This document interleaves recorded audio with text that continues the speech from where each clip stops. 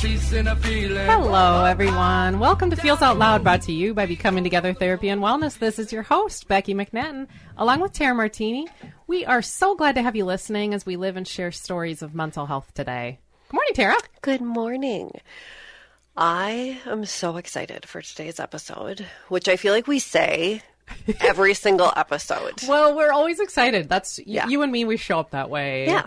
Uh-huh. Well, and you'd think that we get to pick the topics or something, you know, so. Yeah, well said. Right. So this topic is near and dear to my heart because we are going to talk about the transition back to school. Mm-hmm. And there is always a time of transition for families. But what we're going to focus on today is just as far as things are starting to get settled into the school year, but it's still a time of transition, right? Yes. So not everyone is like completely like, all right, we're good to go. Mm-hmm. And so it's looking at ways that we can really make this transition even smoother. Mm-hmm. But before that, I want to look at some statistics because I think it's so important for everybody to know just how big of a topic this is and why we're addressing it on the show today. So mm-hmm. In case you were wondering, there's about 26 million kiddos enrolled in grades 6 through 12 in the United States. 26 million. Yeah.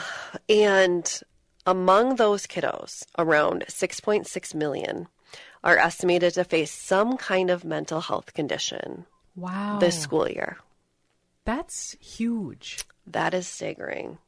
Almost a quarter. Almost a quarter of total school-age children. Yeah. Just in grades 6 through 12. Yes. So there are younger kiddos than that, too. Yep. And I think, too, to your point about younger kiddos, particularly my work with the younger kiddos is as a teacher and professional, I'll notice things. But a lot of times with little kiddos, the parents aren't noticing them because they just think like, well, that's just my 4-year-old mm-hmm. or that's just my 6-year-old. Yes. Where a lot of those things you're just not diagnosed at the time. Makes total sense. And a lot of people will say it's too early to assess. But the point is that 6.6 million kids are struggling in some capacity. So a kiddo has that. Well, the impact of mental health on school performance is so profound, but it's also very well documented. So for listeners out there who are not well versed in really the efforts that states and school districts put into it, the beauty of it is that states and districts conduct their own student surveys, and it's open to the public. So when the results, we can all see this data. It is. And so that's something because people love data, and people will often say, well, tell me about this. Tell me about these student surveys. They cover a plethora of things, and ever since I've been teaching, this has been a thing. And so you're looking at mental health and wellness. You're looking at risky behavior. You're looking at academic performance. You're looking at the home environment. You're looking at all the things. And then they're given in grades 5, 8, 9, and 11. Okay. So those developmental markers. Now, a lot of kids will say, or parents will go, well, it's voluntary. How many kids are actually going to take it? And how truthful are they really going to be? Well, we found that at least it's around 65% of kids actually take it and report, which I think is huge. Yeah, that's a solid. The fact that you don't have to. And I don't have a statistic as far as truth telling, but it's that idea of many times when kids have an opportunity in black and white to simply in a bubble answer something, this is their first time they get to be vulnerable and actually share and have a voice. Yes. And part of what you're talking about is what they're sharing, what they might be vulnerable about, is this mental health impact potentially of transitions. And it's the first time they might be doing it. Fascinating topic. We're going to take a short commercial break, but stay tuned as we dig deeper into transitions to school and the impact it has on the entire family and mental wellness. Thank you for listening to Feels Out Loud. We will be back in just a moment. You gotta find the people.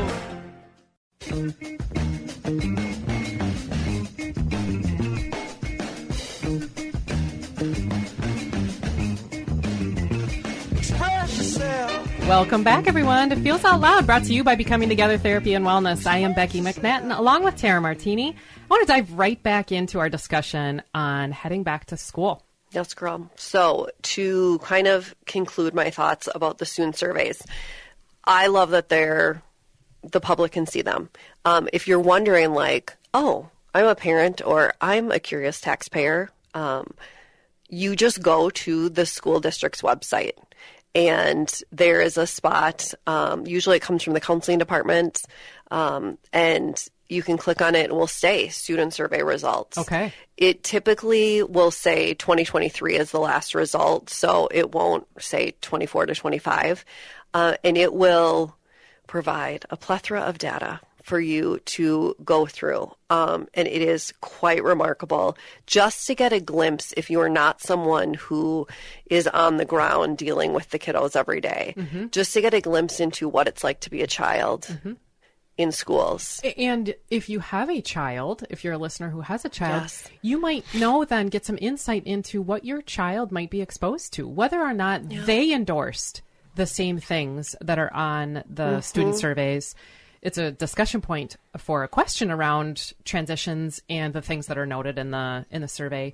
But this is what they're immersed in every day. Every day. And what an amazing conversation starter to say, hey, I saw the results, come out, to kind of get that conversation going about what are your thoughts on these things. Yes. I always will bring up certain things as far as results, to my kiddo. Like, hey, they're saying this % of kids are participating in whatever risky behavior it is. Like, what are you seeing in the schools? Yeah. Because it does open it, and it's not accusatory or anything like that. It's just, what are you observing? What are you seeing? Because their lived experience could be very different than the data. Sure could. So it's just, an important thing. So you take that and all of those experiences. When you think of, for all students, the fall, and for our kiddos, we're both parents, the fall brings increased worry, not just for kiddos, but for parents too. Yes. But there's worry from the student's perspective about social interactions, academic pressures, adjusting to a new schedule, maybe a new school, new routines, a new team or a new club, but so many new things. Yep. Now, think about being one of the 6.6 million kids struggling with some type of mental health issue. Those typical school worries then just tend to exacerbate their symptoms. Yeah. Oh, I could totally see that. And then think about the burden they carry every day to school, which just breaks my heart thinking about. Yes, well said. Well, it makes me think back to some of my own transitions back to school. And for those of you who are listening who are adults, maybe you're doing the same thing and transition isn't necessarily only the first day. That's what you and I are highlighting here. Yep. Transitions can take longer than a moment. And we don't necessarily feel a sense of settledness about routine, sometimes for a while. Oh, for months. And I remember thinking about, I have no idea who has my lunch. I don't know who I'm going to sit by. I don't know who is in my class. Yes. I'm not sure if I'm going to enjoy my teacher. And the coping strategies that we develop that aren't necessarily helpful for mental health around, I remember eating lunch in the bathroom. Oh, yes. And I would guess that there are many people listening who are like, I did that same thing. That can contribute actually to some mental health circumstances for those 6.6 million kiddos. But it's a way to navigate some of that transition anxiety. They absolutely can. And I think my stomach literally hurts right now because it brings me back to like every student that I've interacted with in that every hot topic open for debate, whether it's technology in the schools, allowing backpacks, whatever it is, a topic that's come up, there's always another side to the conversation. And a lot of it is around mental health, right? Okay, we don't want phones. They're distractions. But what about the kid who has no friends and their phone is the only distraction at lunchtime?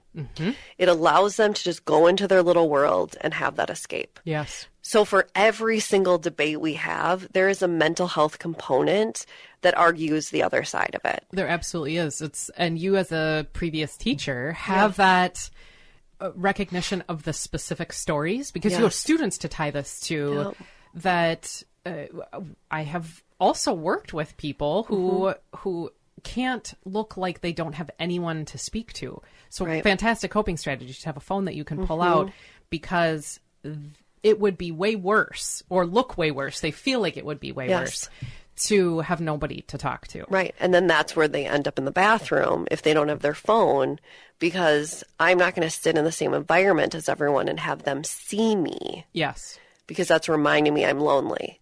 If I go into the bathroom, there's not a visual reminder that I am, because nobody can see me at that point. Yeah. I just get to be safe. So to turn it on a little more positive of a note, because we just know that, yes, there's so much stress. Being back in school, kids are 6 times more likely to seek mental health support during the school year. Now people can go, well, why? Well, because it's accessible, right? During the summer, I was just on Twin Cities Amplified radio show talking about issues around summer and things like that, you know, and also transitions kind of the opposite way. And on a positive note, school provides that amazing opportunity to say, I am struggling. I only have to walk down the stairs and down the hallway. And I have a mental health provider right there. Sometimes I don't even have to do that. I could be sitting in my classroom and I look up and I see this beloved teacher in front of me. Sure. And that's a trusted adult. Take them out of the school environment, they don't have that person. So the beautiful thing about school, and we talk a lot about the negatives, but the beautiful thing is they're more likely to do it. The other thing... That's great. It is. I mean, it's massive.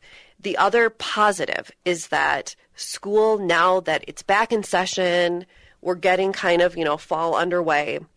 Students from marginalized backgrounds who disproportionately depend on school for essential resources like the mental health care, food, and medical have access to these resources because school's in session. Yes. So I do want to take the time to note that school is not an awful place. It is not just a stressful place, that it also provides resources that kids don't get otherwise if we're not in school. Well, and you and I have talked on the show about transitions. We've talked about change. We've talked about how our lives need change. Yes. So the fact that we feel anxious or the fact that we feel stress actually isn't even the point to say we need to avoid that or figure out how to not feel it. Because some transitions are really wonderful. They are. Being in a new grade is great. It comes with a new set of worries about expectations. It comes with unknowing, which we've talked on the show about having challenges with as human beings. Yes. But the fact that the anxiety is present or that the mental health issues are present isn't by itself bad. Right. And it's a recognition of just what is. We're naming that transitions occur, that they take time, they take a response and dedicated space to explore. And I love that you can highlight that school's actually a really beautiful thing. Well, it is. And it's also the idea that, for example, it also shows us where we have come from. For example, my daughter is now a sophomore. She's into her sophomore year, which is hard to grasp. Yeah. But we think back to freshman year. Well, she can look at sophomore year and go, yes, it's been a transition, right? New teachers, new classes, but she knows the school now. Yeah. Last year, holy buckets, thinking about, I'm in a new school. I am meeting new people. So it allows kiddos to reflect on how far they've come, and we'll talk about that later as far as coping skills. But just knowing transition is not always bad, like you said, and it can be beautiful. So we've looked at how it can be stressful for kids. We've looked at some positives. I also want to focus, because the emphasis of this episode is also the impact on the whole family. And so much of it, the focus, rightfully so, should be on children, but it also should be on the parents. I found some staggering statistics and just kind of blew my mind, because our minds have to be blown at some point of every episode. Yes, it's just love it. Determined. Back to school preparation. And like you said, it doesn't just mean, Becky, in August, right? Back to school preparation is also September, October, November. It's in between sports seasons, right? Sure. The preparation of whatever it is ranked by parents as the highest stress preparation time of the year. Wow. More stressful than holidays, birthdays, standardized testing time with their kiddos, and even sports. Wow. Well, I think about, I'm laughing, and actually my kids would say, Mom, don't laugh. But I think about my kids' first days of school in middle school. And I have one who is in middle school now. And the first day of school, remember years ago, I think I was more anxious than my child. Oh, yes. Because I was so much thinking about all of those things. Right. That partly because I've been in middle school and I was thinking through, this is what you don't even know, child. And so to all of the parents who might be sitting with, gosh, yeah, it is the highest stress preparation time of the year, or it's more stressful than holidays, birthdays. I would surmise from some of that because as parents, we have a semblance of control in response to things like birthdays or holidays. For sure.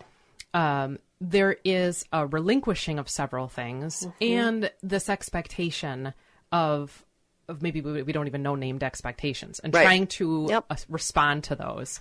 So if you're sitting there and you're thinking, yeah, that's me, I totally hear you. It is. And it is so important to kind of focus on that, as well as thinking of, to your point you made a minute ago about you're so highly empathetic towards your child around that, because I don't know many humans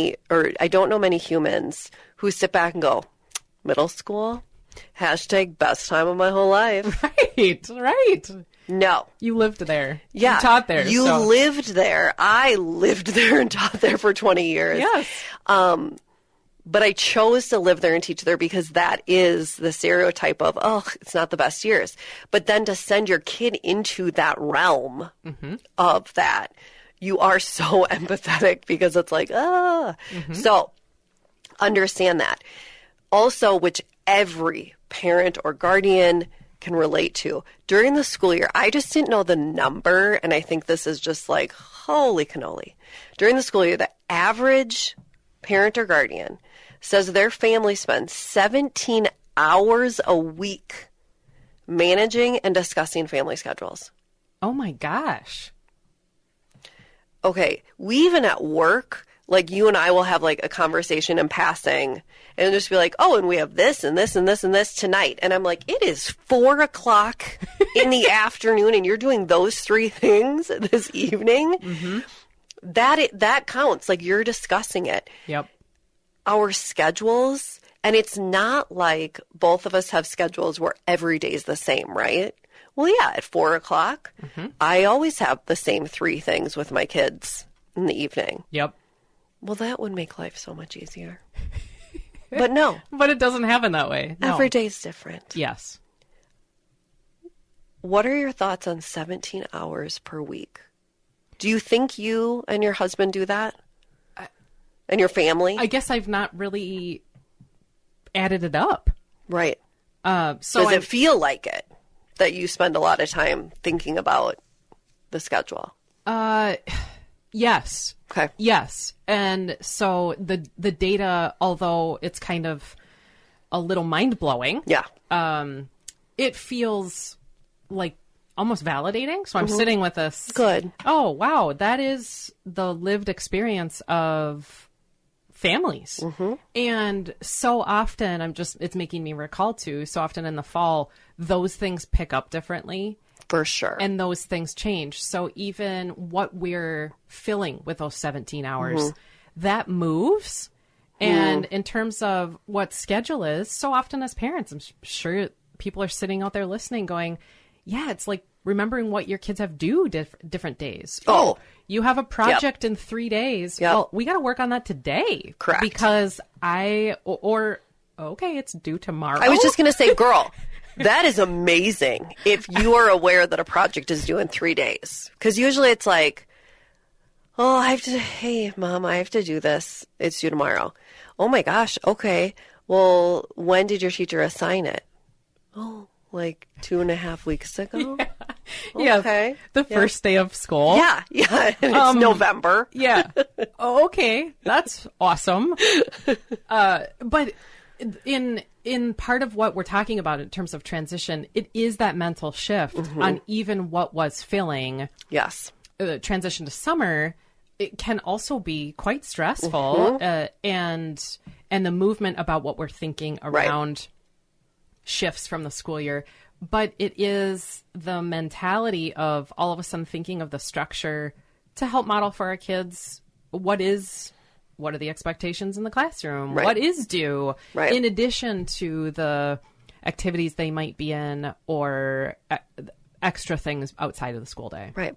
Which leads me to, okay, so we've established for the entire family, fall can be stressful. Well, let's look at some norms. And many of you might be listening going, well, Tara, school already started. That's okay. Because the beautiful thing is that no matter when you hear this podcast or episode, there's always time for reflection. Yes.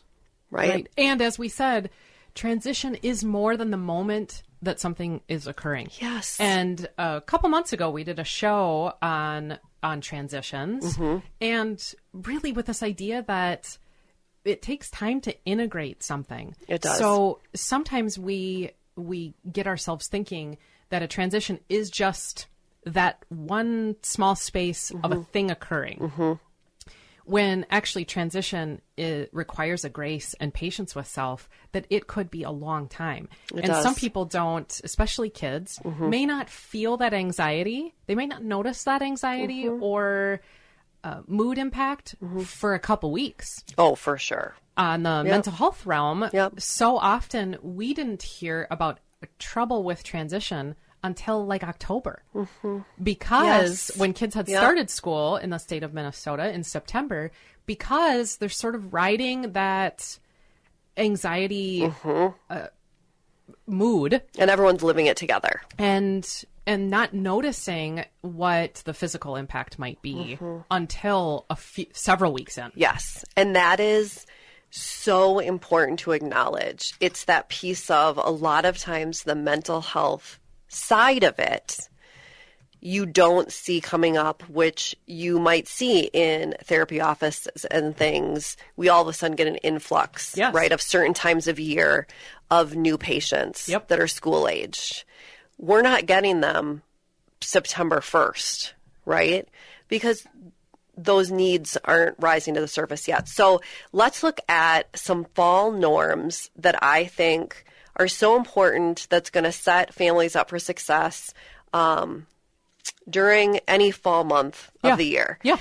First, kind of like you touched on, Becky, about transitions with summer, sit down as a family and acknowledge the differences between summer and the school year. Because, you know, the summer, everything's more relaxed. Everyone's kind of doing their thing. Maybe mom and dad or whoever you live with are working less. You're going to the cabin. That's different than the more rigid school year where everybody has more of a natural schedule. And then let's reflect on everyone's roles, because everyone plays a part. It is not just parents are the schedulers, kids are receiving those, kids are the students, and then parents are the disciplinarians. That is not. It's how are we all working together, and let's reflect on what's gone well so far in September, October, November, and what's not. Because so often we don't do that part. We don't ever pause and reflect. We just live as is. Well, school's stressful. School year's stressful. We're really busy. That's just what you do. And you keep going. But that is not how it should be. Pause and reflect as a family, because then it also shows that everyone feels respected and everyone feels like they have a voice at the table. Makes so much sense. So work together as a family to create solutions, and the kids, no matter what age, they could be in kindergarten, they need a voice at the table. Children are so insightful. Listen to what they have to say. Acknowledge, if you acknowledge the challenges of the fall and the wide range of emotions that come with it. And again, you're going to see things like nervousness and excitement at the first week of school. validate all those feelings. You may see heavier emotions show up mid-school year. Validate those feelings too. And look for those feelings as well. Okay? Part of that also is you're going to have an easier time discovering those emotions and observing them with your child if you have certain things set in place, because then you're not wrapped up in the other things. Discuss what expectations are for the whole family. Come up with, and I know parents might be mad at me for just saying 1 to 2, but come up with 1 to 2 tasks that are the daily expectations during the school year. Give me an example. Thank you for asking. Oh, So, you're welcome. in my opinion, kids should have 2 tasks each day to do. One is a personal thing, Okay. like make your bed. So it just has to do with the kid's space Okay. or the kid as far as self-care. And then one is a family contribution. Feed the dog, take the garbage out, empty the dishwasher, because that's like the whole family unit. Got it. So when you say expectations, you're talking about like at home, not necessarily at school. Correct. Yep. Okay. Because it's that piece of everybody has their, so mom or dad or relatives, they work from home, they work at a business, they're an employee. Kids have we are students. When they come together, we are mom, dad, sister, brother, aunt, grandma, but we have to help the household function. In order to do that, we each need a task or tasks. So much sense to me. And it doesn't matter. Like, here's the thing. A kindergarten kiddo could have a task like my dog's food bin is on the floor. So a 5-year-old could open the lid, take the scoop, and put it in the bowl. I mean, there's developmentally appropriate tasks to do. Am I going to have my kindergartner walk the dog around the block? No. Right? Yes. So it's, again, daily expectations, 2 tasks. One personal, that's make their bed, clean the bathroom counter, whatever it is. And then one family contribution. Think households. They're a part of the team. Okay. Along with expectations is create a routine in which the foundation is there while respecting the fact that each day may look drastically different. But there is always going to be, and that's where this is hard to do in like September because you haven't seen any patterns come up yet. Or you're just starting to. Yeah. And exactly. So in October, November-ish, sit down with your partner or as a solo parent, sit down and reflect, look at the calendar, reflect on your own and think, are there patterns that I'm seeing come up that are constants? Wow, I'm noticing we always have Monday evenings open.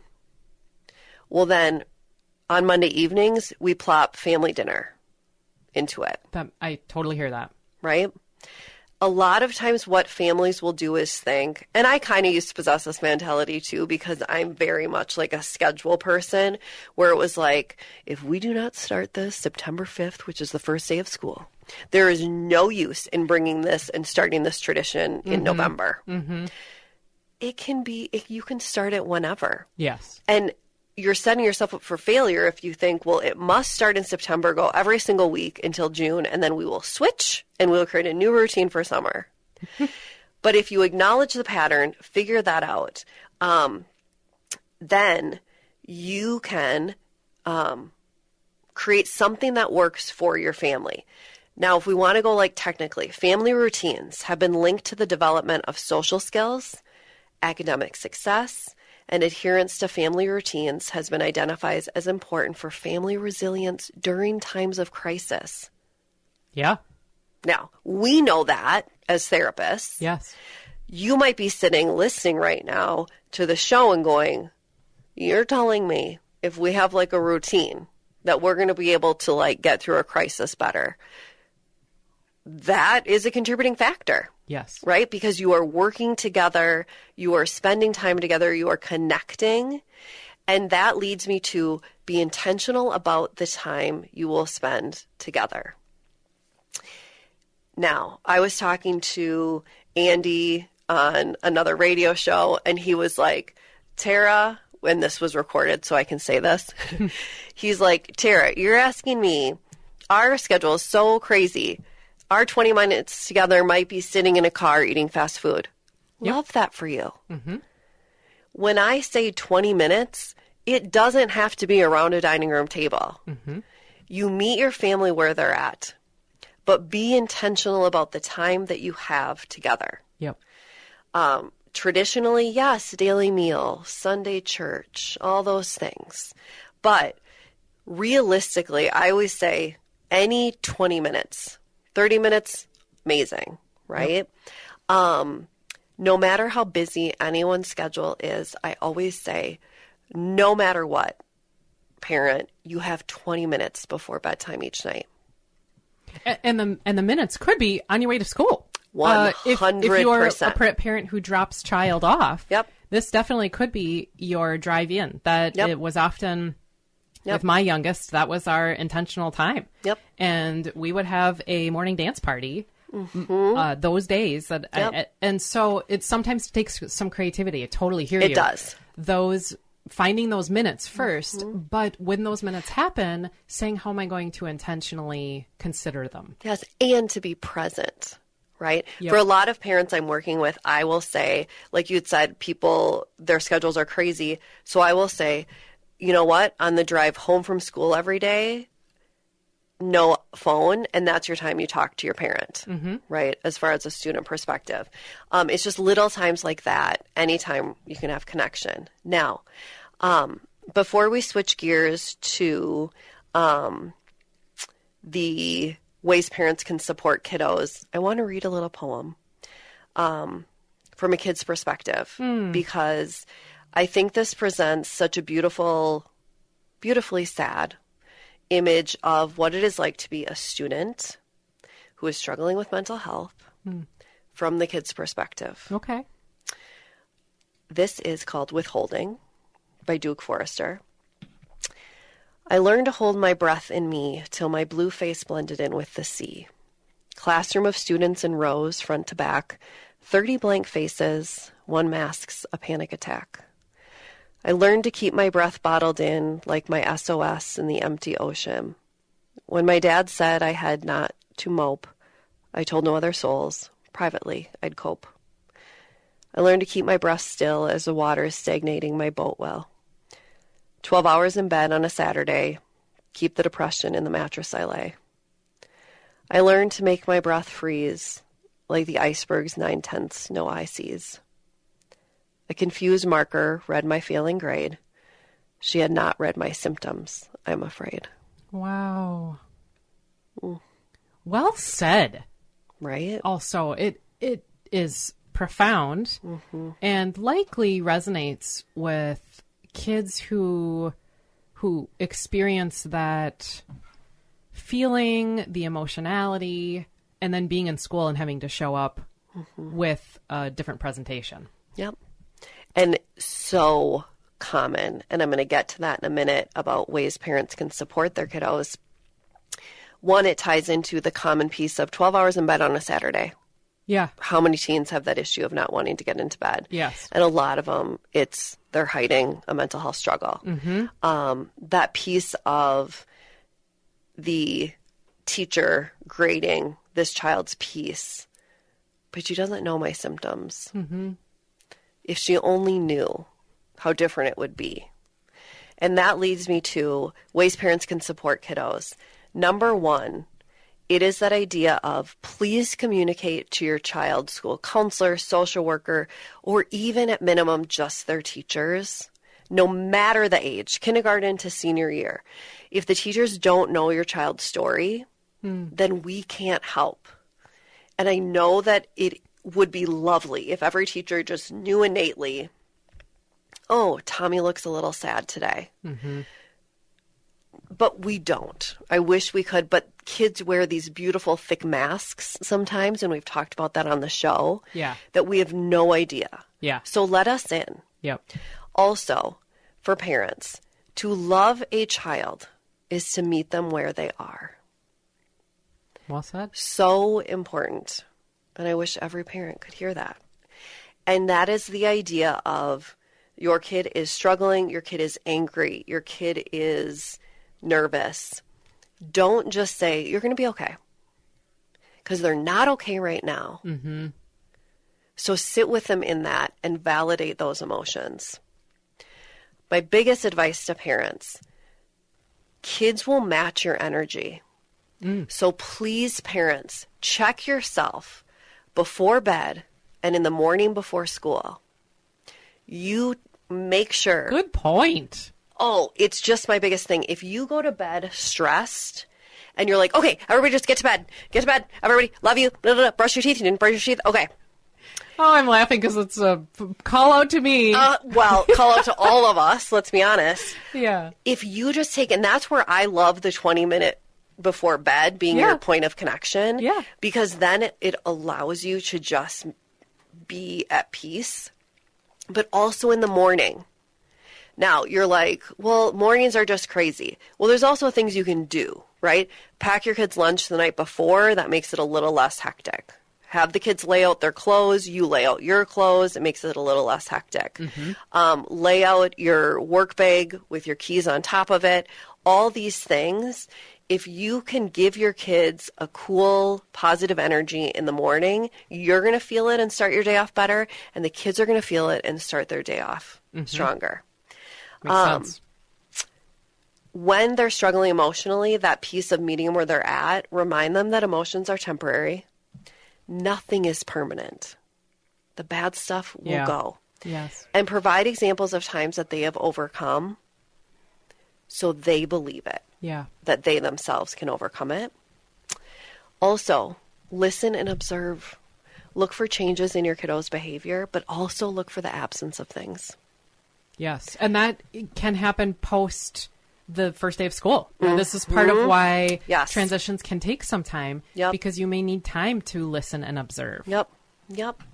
One of my favorite things ever is to leave a little reminder of yourself on your child. Well, what does that mean? Take a marker, and this even works for high school kids. Do a black marker. It'll seem more cool. And on their hand or on their arm or on the inside of their wrist, do a heart. Do a smiley face for littles to remind them, like, you're there if they have anxiety. For older kiddos, maybe write an ampersand, like the and sign. Means your story's not done. There's more chapters to your story if you're struggling. Or a semicolon, right? Yes. Your story's not done. I have faith in you, and you have the strength to get through it. Yep. And even the feel of this moment. Yeah. Your day will continue. It will. From that very moment. Yep. Or maybe there's a family saying that you guys always say that you want to put on there. And that way the kid always has something right there to remind them, hey, it's going to be okay. Love that idea. Okay. I can't believe we're almost out of time. This is crazy. So what I want to end with, and we'll kind of keep going into with the question part, is just how can we support parents? Because parents are also going through so much. I don't know about you, but I was blown away, not in a good way. I have things that I will share with parents to help support them during the school year, but I wanted to provide more examples and resources. When I went online to find things, I was appalled at the lack of online resources for parents. There was little to nothing on how to support parents during the school year. Even when looking that up, using professional journals and things like that, what popped up was, and I even wrote it down, ways for parents to support kids. It was astonishing. Yeah. And so it's, okay, let's look at how do we support parents? Well, first of all, acknowledging that the school year is hard, but that doesn't mean it needs to be hard. So let's continue. And so much of what you talk about in order to troubleshoot or support parents, you mentioned this with kids, it's noticing that the thing exists to begin with. Yes. We can't troubleshoot something we don't name to begin with. We can't. So much to think about here. We're going to head to a commercial break, but when we come back, we're going to answer your questions about mental health during the school year. We'll process your feels in just a moment. Thanks. We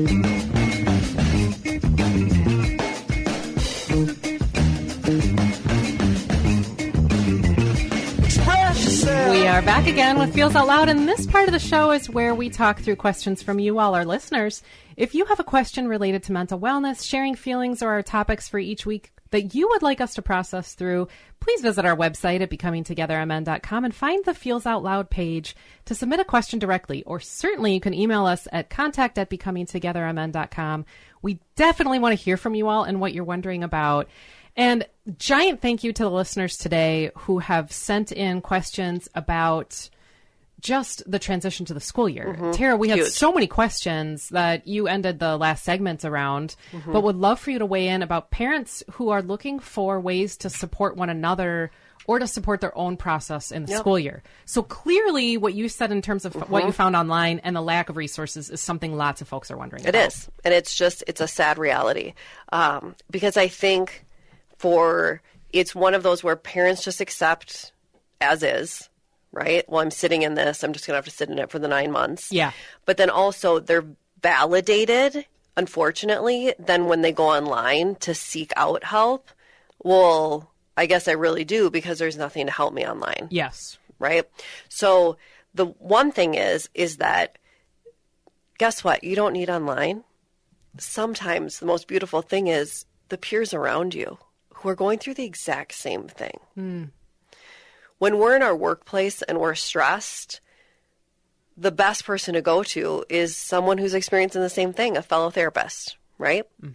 So why not, if you're a stressed parent, the greatest piece you can go to is a stressed fellow parent, right? And so turn to your neighbor, your friend, or whatever, and use that person as a sounding board, as someone you can just complain to, as a silent support, and you just walk. Yes. Or you sit in silence.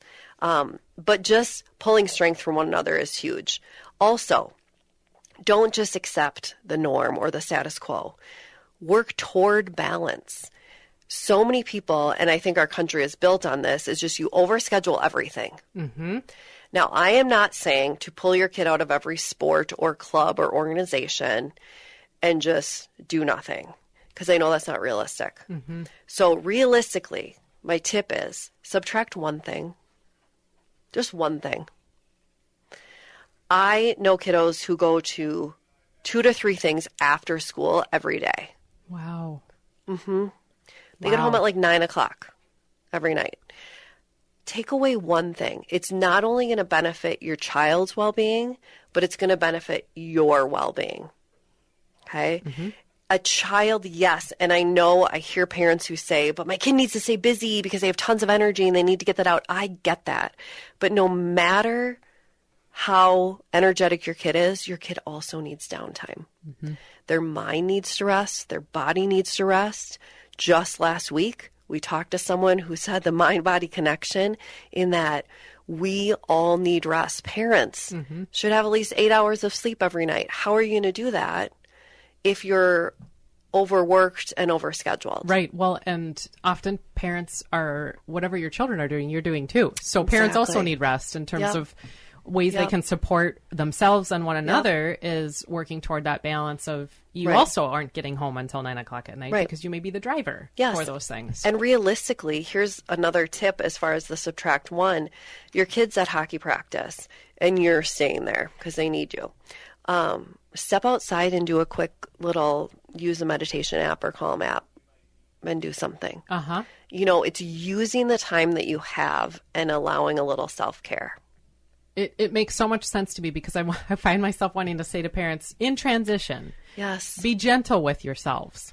Be gentle with yourself. So much of the way you can support you is recognition of, as you said, name that it is, name that it is stressful, and then be kind to you and send kind messages about the fact that it's hard. It is hard. And we're at the end of our show already for today. Thank you for listening this morning, everyone. Join us next week as we talk through boundaries and the importance of these in maintaining mental health.